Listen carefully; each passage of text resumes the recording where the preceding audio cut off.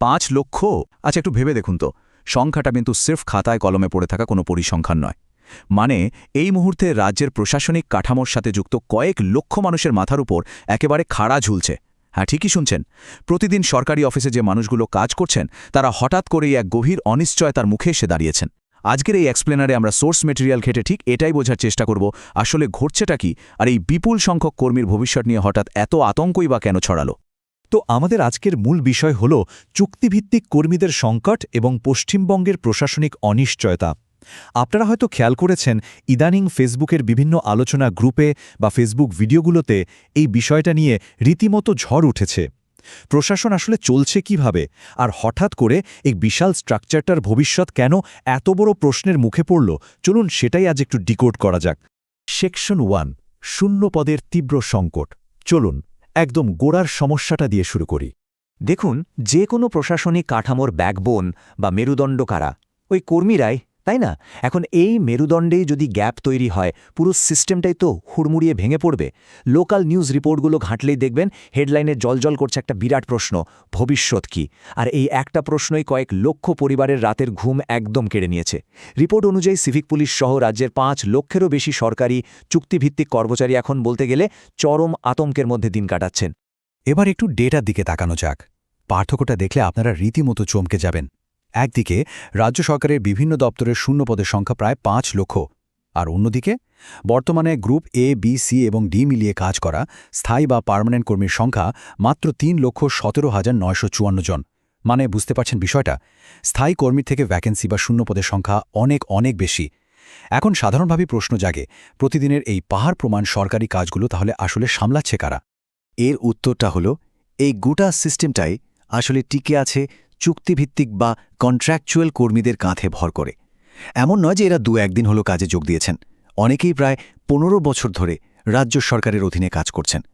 Civic police থেকে শুরু করে প্রশাসনের একদম ভেতর পর্যন্ত এদের বিচরণ। সত্যি বলতে কি, স্থায়ী কর্মীর ওই বিশাল অভাবটা এই কন্ট্রাকচুয়াল কর্মীরাই এতদিন ধরে ঢেকে রেখেছিলেন। এরাই কিন্তু সরকারের দৈনন্দিন কাজের আসল ইঞ্জিন।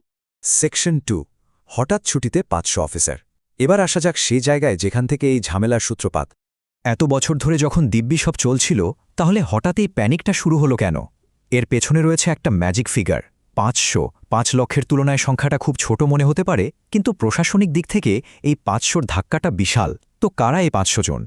ঘটনাটা হলো, সম্প্রতি প্রশাসনের প্রায় 500 জন অবসরপ্রাপ্ত আধিকারিক, যাদের আবার রিঅ্যাপয়েন্ট বা পুনরায় নিয়োগ করা হয়েছিল, তাদের হঠাৎ করেই ছুটিতে যাওয়ার একটা মৌখিক নির্দেশ দেওয়া হয়, মানে যাকে বলে ভার্বাল অর্ডার।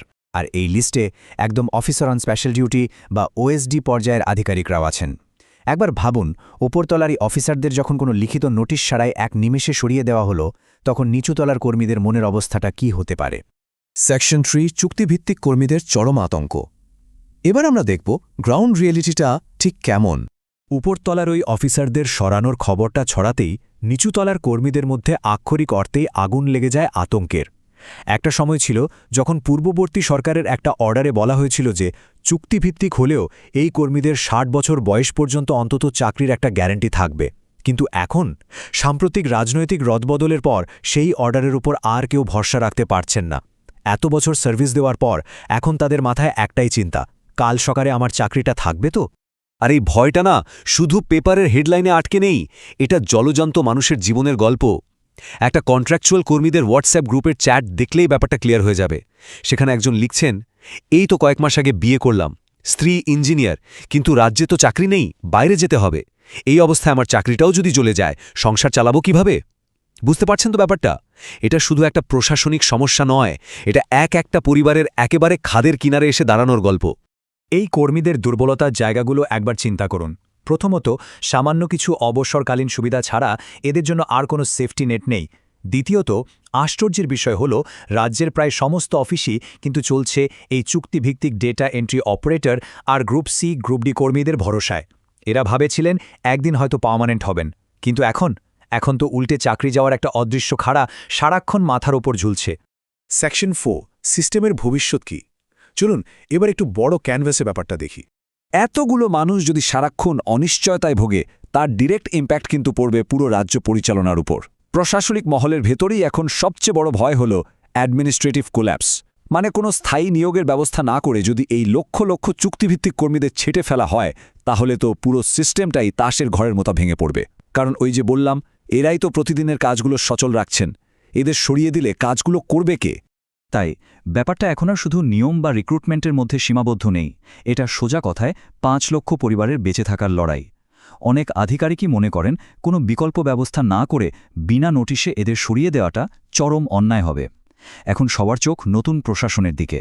তারা এই বিশাল ক্রাইসিসটা কিভাবে হ্যান্ডেল করেন, সিস্টেমকে কিভাবে ভেঙে পড়ার হাত থেকে বাঁচান, সেটাই এখন দেখার বিষয়।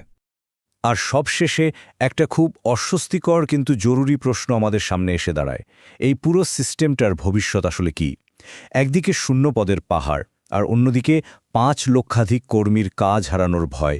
একটু ভেবে দেখুন তো, একটা রাজ্য প্রশাসন কিভাবে স্মুথলি চলবে যখন তার মূল চালিকা শক্তিই জানে না যে আগামী দিন তাদের চাকরিটা থাকবে কিনা?